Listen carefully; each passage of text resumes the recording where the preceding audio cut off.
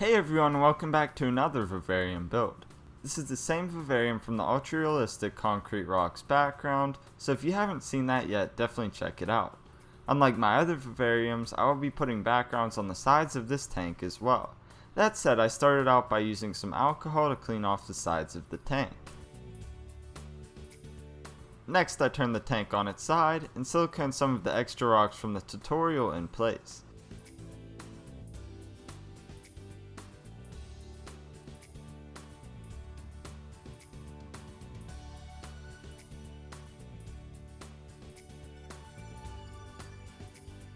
I let the silicone cure and then flipped the tank on its other side and repeated the same process.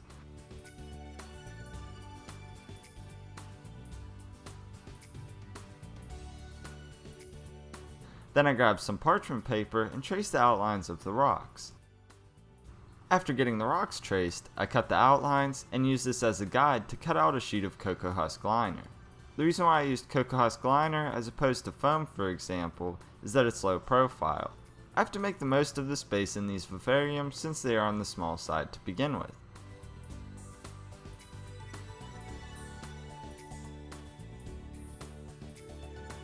I then stuck the liner to the side of the tank using some silicone. I was surprised how well this one stuck to the glass, as I haven't had it work this well before.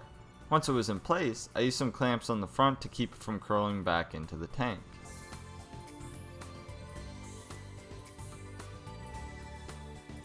After the silicone cured, I repeated the same process on the opposite side, only this time around I used some weights to keep it in place.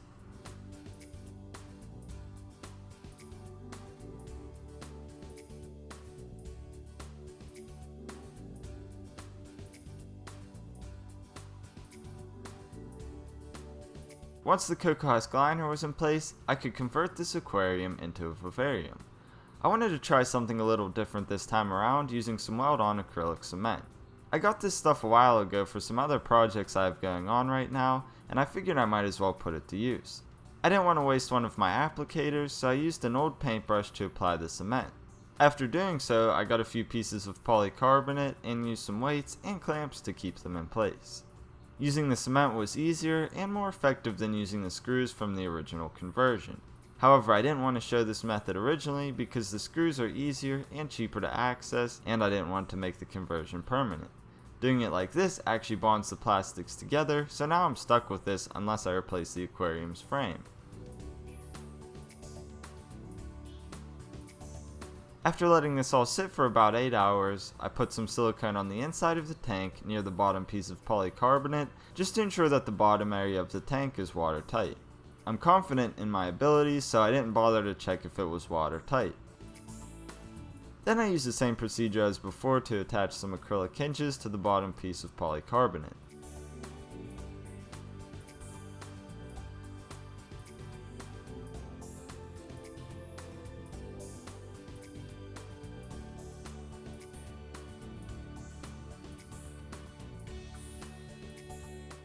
After letting this set for another 8 hours, I attached what will become the door of this vivarium using the same process.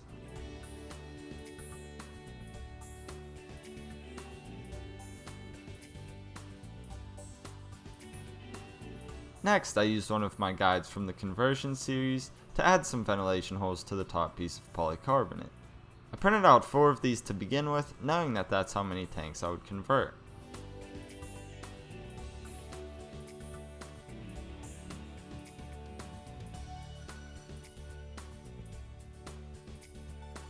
Then I used a step drill bit to create a hole in the bottom piece of polycarbonate for this uni-seal. I used this, in addition to an airline flow valve, to easily drain my vivarium's false bottom. Unknowingly, I didn't have an airline flow valve when I started this build, so I used this brush to plug the hole until I got more in the mail. To complete this conversion process, I attached a hook which will act as my locking mechanism.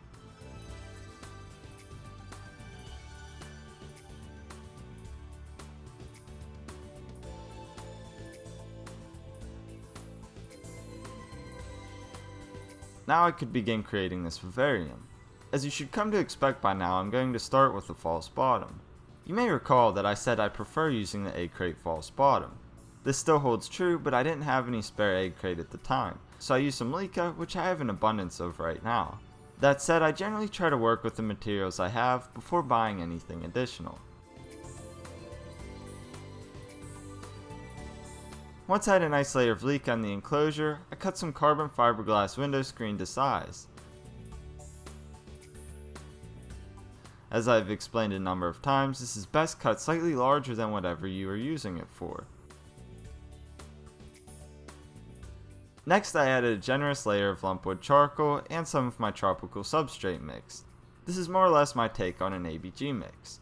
Follow the link to see how to make it for yourself.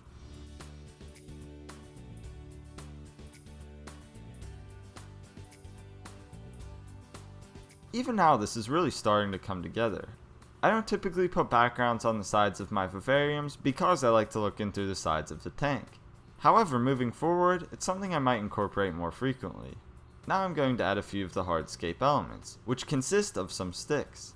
It took me a really long time to get these situated in a way that I felt looked natural. It's tough sometimes to place these elements because they should be purposefully placed to look as though they weren't purposefully placed. That probably sounds ridiculous, but think about it. We want to place things in a way that looks natural. In nature, things are kind of haphazardly arranged, yet somehow it's always harmonious. In my opinion, it's the most beautiful piece of art that could ever exist. In my works, I try to capture the essence of this beauty, even though I can't even come close. Anyways, I digress. I grabbed some of these Brazil nut pods from my 125 gallon vivarium and coated the inside of them with some silicone and cocoa fiber so that they hold water a little better. I'm gradually taking elements out of my 125 for a different project, but that's a topic for another time. Next, I'm going to attach some plants to the sides of the tank. Here I have some ficus pumila, and what I'm doing is attaching it to the cocoa husk using some super glue. This might sound strange, but it's been done before, and it's a technique that's frequently used in aquariums. To do so, I put dabs of glue on the background, and then applied a little pressure to the plant until they were glued in place. I continued to attach ficus pumila to this side of the enclosure until I had enough to start a living wall.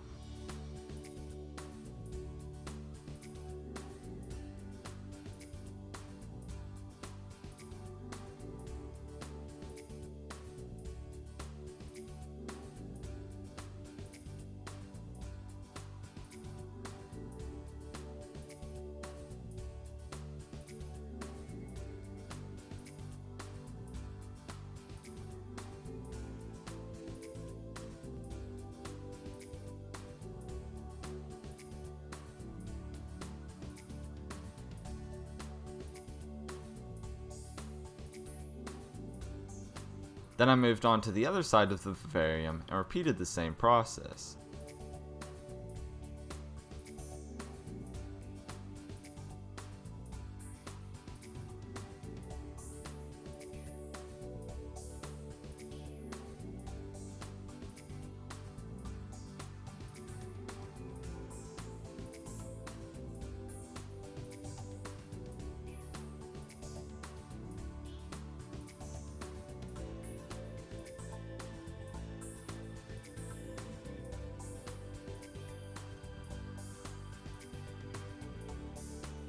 After getting the walls covered, I began attaching some cuttings of the ficus pumila quercifolia to various things throughout the enclosure, using some super glue once more.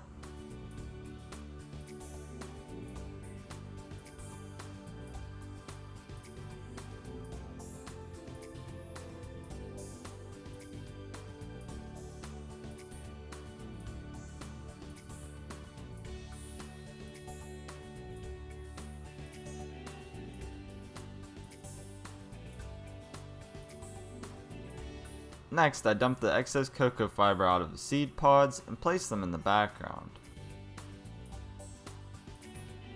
Before adding the main plants, I wanted to get a feel for where I'd put these tillandsia.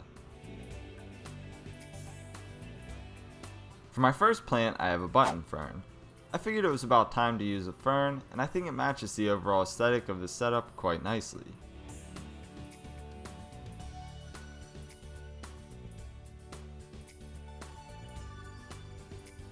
Then I came back to the foreground and added some more creeping fig, as well as some java moss.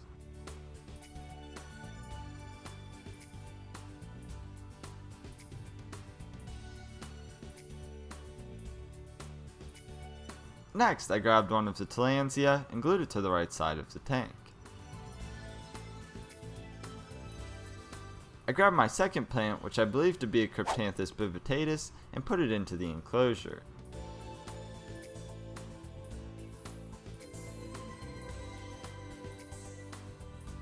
Next, I got some Fittonia whitebane and planted it near the background of the tank.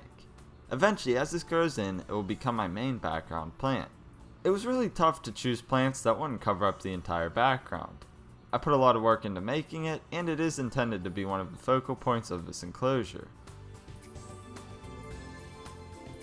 Oh yeah, my flow valves finally came in the mail at this point, so I could put one of those into the uniseal. As I looked at this vivarium some more, I decided that I should add some more sticks. I fiddled around with these until I found some good locations.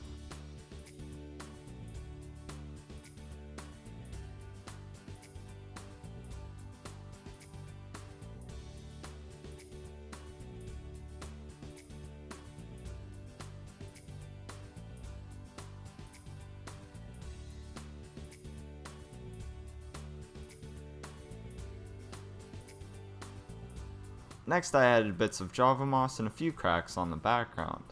I didn't go overboard with this because I wanted to retain most of the detail on the background without it being covered with moss. I also added a few cuttings of creeping fig to the background as well.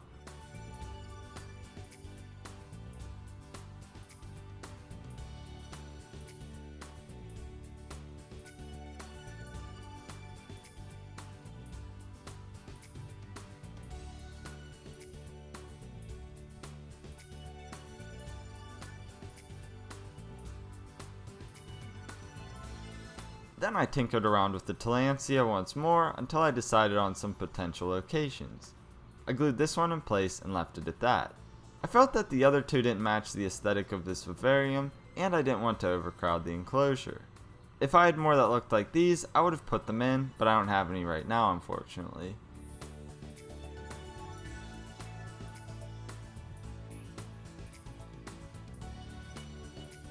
Next, I added a few more pieces of moss and fine-tuned all of the details, which completed the build.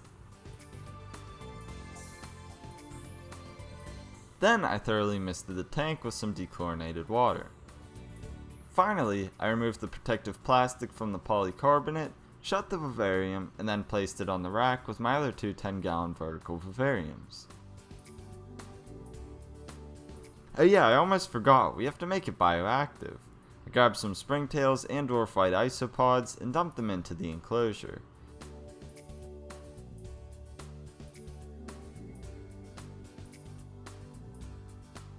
Overall, I really like how this vivarium turned out. However, it posed a lot of challenges. One being that I couldn't film from the sides of the tank. This was tough because I had to work in the space without blocking the camera. Another was that I didn't want to cover much of the background. This limited the plants that I could choose. That said, unlike the other two, this one is really going to have to grow in a lot before I'm truly pleased with how it looks. As I explained earlier, the Fittonia whitebane is what will become the background plant. I chose this plant because when it grows tall, I feel that it should leave enough of the background exposed. Additionally, right now, the left side of the tank seems like it's lacking. I wanted to leave some space for the button fern to grow in a bit, and my hope is that eventually the Fittonia will fill in most of this gap. The likelihood that I will make additional changes to this vivarium is high, but we'll see what happens. So that about does it. As always, I hope you enjoyed this demonstration, and thank you for watching.